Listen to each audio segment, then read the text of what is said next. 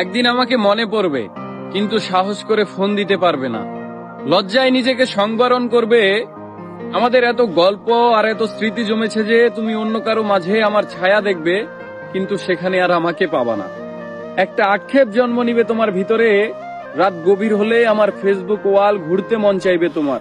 হয়তো সব বাধা ভেঙে মনের সাথে যুদ্ধ করে হলেও আমার প্রতিটি পোস্ট দেখবে, হাসবে, রাগ করবে, কিন্তু আমাকে সেই অনুভূতি বলতে পারবে না। এর চেয়ে আর বড় কষ্টের কি হতে পারে বলো? কোনো এক ভোরে কিংবা গভীর রাতে ঘুম ভেঙে ফোন চেক করে দেখবে আমার কোনো টেক্সট আছে কিনা। আমাকে না পেয়ে তোমার যেই দীর্ঘশ্বাস জন্মাবে তা তোমার প্রাপ্য ছিল। আমি তো কোনো অন্যায় করিনি। এখন যার সাথে আছো তাকে নিয়ে যতই সুখে থাকো, যতই ভালো থাকো, আমি জানি আমাকে তোমার মনে পড়বেই, কারণ আমি তোমাকে ঠকাইনি। তার সাথে কাটানো প্রতিটি সুখময় মুহূর্তে আমি থাকবো তোমার মস্তিষ্কের একটা কোণে। এর চেয়ে বড় শান্তির আর কি হতে পারে বলো? আমাকে কষ্ট দেওয়ার প্রতিটি পাপ তোমাকে ঘিরে ধরবে। একদিন তুমি অসুখী হবে, একদিন তোমারও আমার জন্য কাঁদতে মন চাইবে, কিন্তু চোখের পানি আর আসবে না।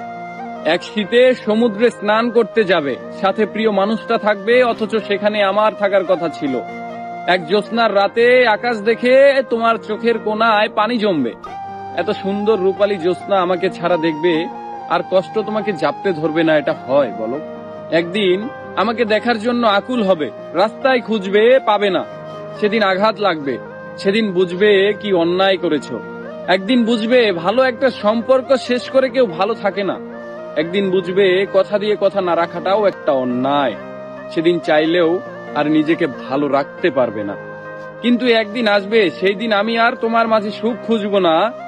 আমি না চাইতেও তোমার দেওয়া প্রতিটি অবহেলা একদিন আমার জীবনে অন্য কারো মাধ্যমে সুখ হয়ে ফেরত আসবে, কিন্তু আমি আর তোমাকে মনেও করব না।